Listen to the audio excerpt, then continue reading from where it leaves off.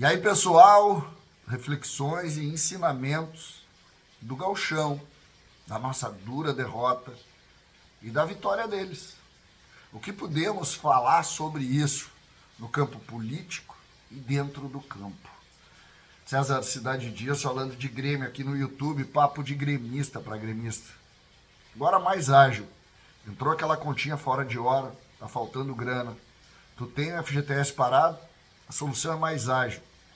Na descrição do vídeo, você vai conhecer uma equipe especializada, vai lhe ajudar a, com o FGTS parado, resolver os problemas da sua vida, essas continhas que chegam, que a gente sabe que são sempre muito complicadas. Então, fale com eles, fale com a Mais Ágil, resolva esse problema, um problema menos nesse momento. Gente, a dura derrota do Grêmio. Você acha que a derrota do Grêmio começa dentro ou fora do campo? Ontem o presidente Alberto Guerra deu uma entrevista depois do jogo e falou da integridade das pessoas e do silêncio do Grêmio, de alguma maneira, na semana que antecedeu o Clássico. O que eu concordo. O Grêmio precisava fazer esse tipo de movimento. O Inter não fez esse movimento. Mas um dos ensinamentos que a gente precisa ter a partir de agora é o seguinte: terminem com essa história de co-irmão. Não tem nada disso mais. Isso aí deve ter sido num tempo passado. Agora é rival. Porque a conduta, diferente do Inter em relação ao Grêmio, indica que eles não têm nada de irmão. E em cima dessa lógica, a gente começa a pensar nos nossos movimentos. Quais são as lideranças do Grêmio? E eu não estou falando do campo ainda, eu estou falando fora do campo. Quais são as lideranças políticas? O Inter fez uma reunião e levou Fernando Carvalho, levou outros dirigentes, uns menos conhecidos, uns mais conhecidos, levou lá ex-dirigentes de futebol, como o Papaléu, como o Sigma, como o Roberto Melo, como o Alexandre Chaves Barcelos. Quais são as lideranças do Grêmio? Quem são elas? Por que o Grêmio, na sua política, desfez as suas lideranças? Por que o Grêmio em nenhum momento valorizou as suas lideranças? Porque ontem nós vimos um solitário presidente Alberto Guerra, e eu não estou falando, ele tem muitos pares de direção, mas muito mais de bastidor do que de visibilidade. E os ex-presidentes? Duda Kreif, Paulo Odoni, até mesmo o José Alberto Guerreiro, presidente Flávio Albino, é mais velho, talvez não esteja tão forte para ir para esse tipo de embate. Por quê? Porque o Grêmio, de alguma maneira, trabalhou assim. Romildo Bolzan, por exemplo, foi uma liderança muito constituída e foi derrubado pela segunda divisão e internamente da mesma forma.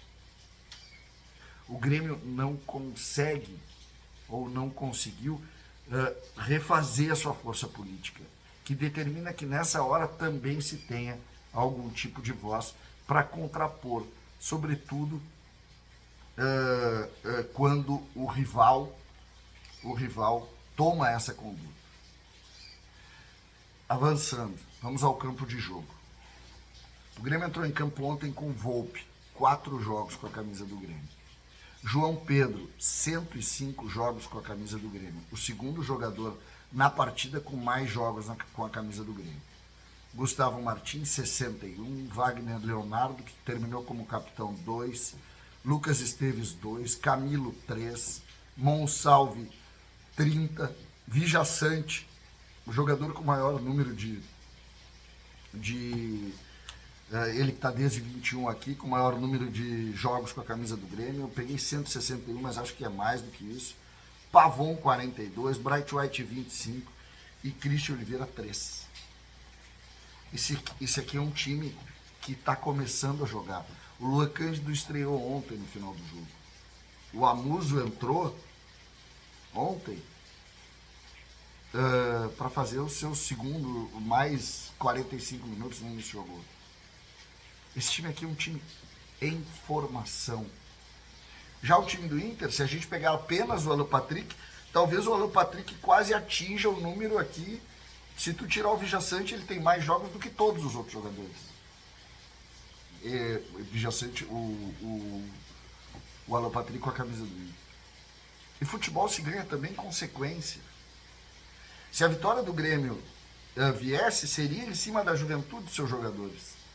E a vitória do Inter veio com a supremacia que veio, exatamente pela sequência de trabalho que tem. Bruno Henrique e Alan Patrick jogam junto há muito tempo. Valência joga junto há muito tempo. Vitão joga junto há muito tempo. Tem novidades? Claro que tem. Mas a espinha, a base, ela tem experiência. E esse é um dos ensinamentos.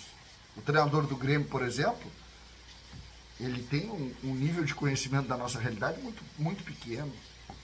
O Grêmio, que precisava fazer esses movimentos, e precisava, porque aquele status estava nos levando, nos trouxe para cá, na verdade. O Grêmio teve que se desfazer daquele status. Né? Alguém queria ter o Reinaldo na lateral esquerda ontem. Teve gente dizendo que ele era melhor do que o Lucas Esteves. Talvez seja.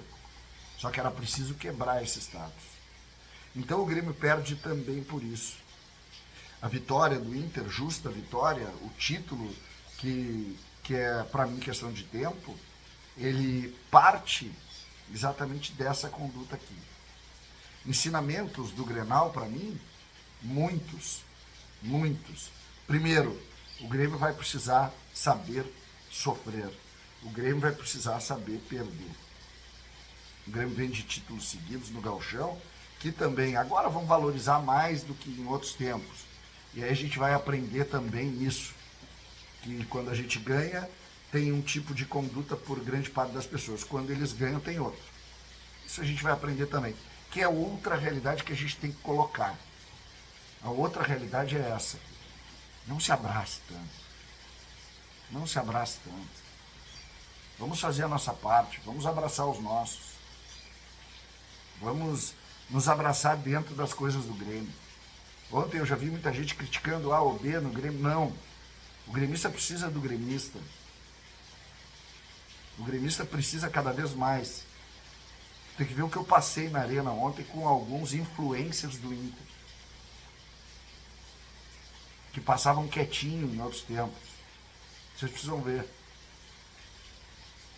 Então a gente tem que aprender. Eu domingo vou estar no Beira-Rio com a mesma conduta, com a mesma sinceridade, mas muito mais,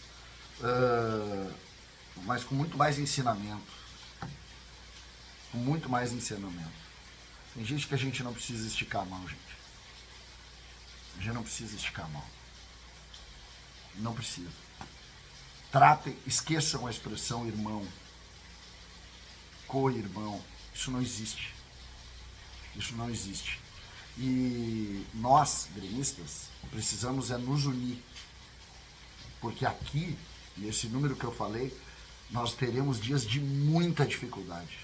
Muita dificuldade. Mudar radicalmente um trabalho é muito difícil. E quanto às lideranças, é outro ponto. Precisamos criar lideranças.